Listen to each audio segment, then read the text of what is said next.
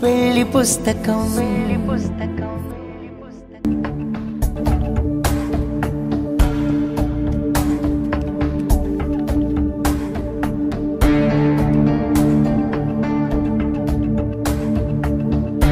రెస్టారెంట్కి బాక్స్తో వచ్చావేంటి? ఏదైనా special dish prepare చేసావా? స్పెషల్ ఏం కాదు, నా మాజీ మొగుడికి లంచ్ పట్టుకెళ్తున్నాను. నువ్వు మెసేజ్ చేస్తే దారిలోనే కదా అని ఇలా వచ్చానంతే. ఏం మాట్లాడుతున్నావు అభి? ఇంకా ఏ కాలంలో ఉన్నారు మీరంతా? నిహారిక గ్రూప్ సీఈఓకి ఇంటి నుంచి లంచ్ బాక్స్ తీసుకెళ్తున్నావా? ఇలాంటి పనులు డ్రైవర్లు చేస్తారు. మన మనిషిగా నిన్ను దగ్గరికి చేరదీస్తారు అనుకుంటే ఆఖరికి పని మనిషిని చేశారన్నమాట. So bad. You're wrong Chandu. ఈ పని నాకు ఎవరో చెప్పింది కాదు, నాకు నేనుగా తీసుకున్నది. ఏంటి? నీకు నువ్వుగా తీసుకున్నావా? ఎందుకు? నాతో మాట్లాడడం స్టార్ట్ చేసిన నందుకి ఇంకా దగ్గరవ్వడానికి, నా మాజీ భర్తని మెల్లగా నా వైపు తిప్పుకోవడానికి. జనరల్గా అయితే లంచ్ బాక్స్ తీసుకోవడానికి డ్రైవర్ వస్తాడు. ఈ రోజు అతను రాకపోయేసరికి నేనే ఆఫీస్కి వెళ్తున్నాను. మరి సాక్షి ఏమనలేదా? ఒక పేషెంట్గా నిన్ను వెళ్ళొద్దు అని చెప్పలేదా? వాళ్ళకి వేరే ఆప్షనే లేదు, ఎందుకంటే సాక్షి తల్లి కాబోతోంది.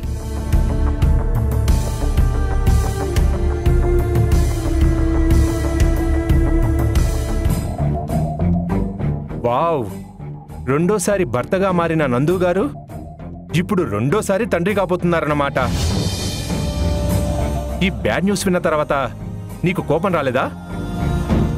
నీ భర్త వేరే ఆడదాని తల్లిని చేశాడు అని తెలిసి కూడా ఆ ఇంట్లో ఎలా ఉంటున్నావు? ఆ ఇల్లు తప్ప నాకు వేరే ఆప్షన్ లేదు. నా పూర్వ వైభవం తిరిగి రావాలి అంటే అన్నీ భరిస్తూ ఓపిగ్గా ఎదురు చూస్తున్నాను. నందు సాక్షిల ప్రేమని దూరం చేయాలంటే దాని కడుపులో బిడ్డని చంపేయాలి.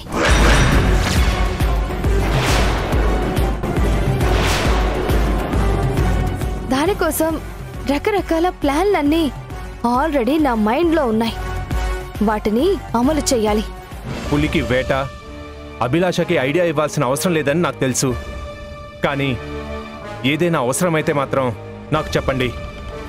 అవును, నువ్వెందుకు మీట్ అవ్వాలని మెసేజ్ చేశావు? ఏంటి విషయం? ఆఫీస్లో, ఇంట్లో నీ ఎక్స్ హస్బెండ్ టార్చర్ ఎక్కువగా ఉంటుంది. ఎవరిని అడిగినా నందగోపాల్ గారు వావ్, సూపర్, పర్ఫెక్ట్ అంటున్నారు. ఇది నాకు చాలా ఇరిటేటింగ్గా ఉంది.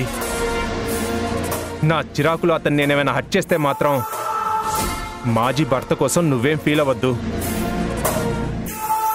ఆ విషయం చెప్పడానికి ఇక్కడికి రమ్మన్నాను. చూడు చందు, నా కాన్సంట్రేషన్ మొత్తం నందుని నా వైపు తిప్పుకోవడం, సాక్షిని మా ఇంట్లో నుండి తప్పించడం తప్ప ఇంకా వేరే ఆలోచనే లేదు.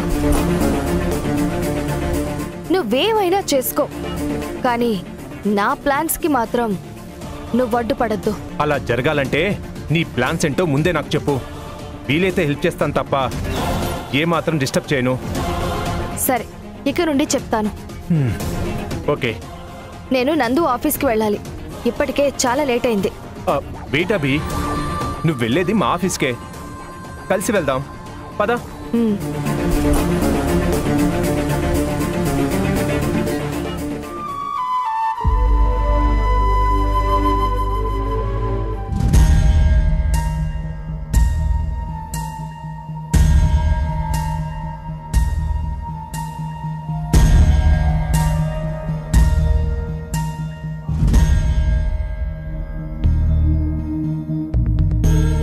Excuse me.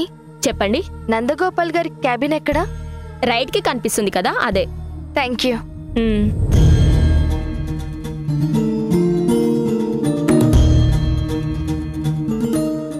ఏంటలా చూస్తున్నారు? ఈవిడ నందు గారి మొదటి భార్య. ఏంటి మొదటి భార్య? ఎప్పుడు లేని ఆఫీస్కి ఎందుకు వచ్చింది? ఇద్దరు భార్యలు ఒకే ఇంట్లో ఉంటున్నారు. వాళ్ళ మధ్య అండర్స్టాండింగ్ ఏంటో మరి.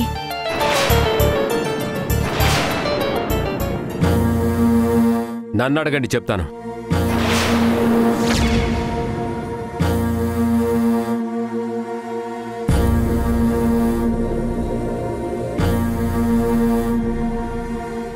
మా ఇద్దరికి డివోర్స్ అయ్యి చాలా కాలం అయింది. తన హెల్త్ కండిషన్ వల్ల మా ఇంట్లో ఉంటుంది. ఇంతకు మించి మా మధ్య ఏమీ లేదు. Sorry sir. ఒక మనిషి గురించి తెలిస్తే మాట్లాడండి, అంతేగాని ఇలాంటి పిచ్చి పిచ్చి కామెంట్స్ చేస్తే ఊరుకునేది లేదు.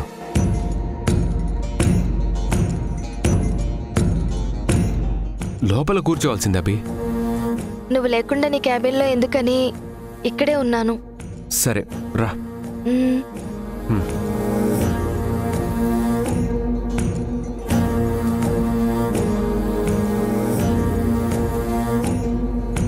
బాక్స్ పంపొద్దని సాక్షికి చెప్పాను, అయినా సరే నీతో ఎందుకు పంపించింది? నేను ఫ్రీగానే ఉన్నాను, బయట ఫుడ్ హెల్త్కి మంచిది కదని తీసుకొచ్చాను. సరే నువ్వు వెళ్ళు. లేదు, నీకు ఫుడ్ సర్వ్ చేసి తిన్న తర్వాత నన్ను రమ్మంది. నో ప్రాబ్లం అభి, నేను తింటాను. నా కోసం నువ్వు వెయిట్ చేయాల్సిన అవసరం లేదు. వెయిటింగ్ ఏముంటుంది, నువ్వు ఫాస్ట్గానే తినేస్తావు కదా. నువ్వు తినకుండా నేను ఇంటికి వెళ్తే సాక్షి ఫీల్ అవుతుంది. కడుపుతో ఉన్న అమ్మాయిని సంతోషంగా చూసుకోవాలి కానీ ఏ చిన్న బాధ కలగనివ్వకూడదు. సరే వడ్డించు.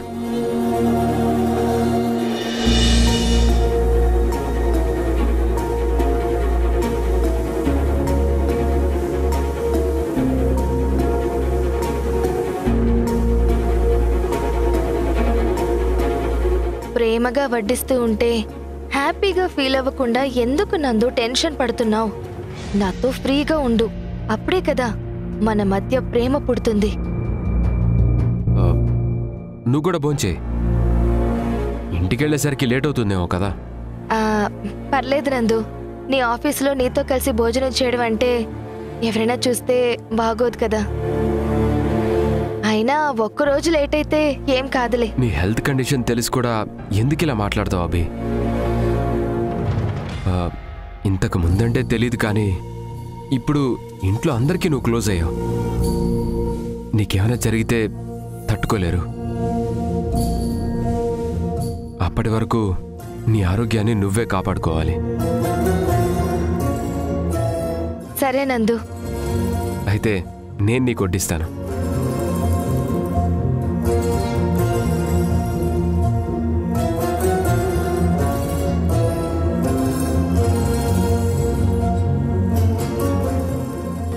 ఈరోజు ప్లేట్లో వడ్డిస్తున్నావు, తొందరలో నువ్వే ముద్దలు చేసి తినిపిస్తావు.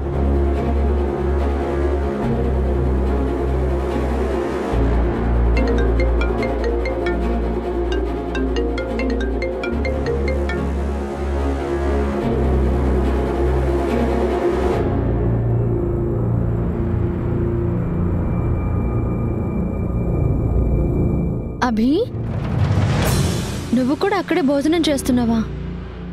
క్యారేజ్ ఇచ్చి తొందరగా వచ్చేసేమన్నాను కదా. అంటే అభిని నాకు వడ్డించమని, నేను తిన్నాక రమ్మని నువ్వు చెప్పలేదా?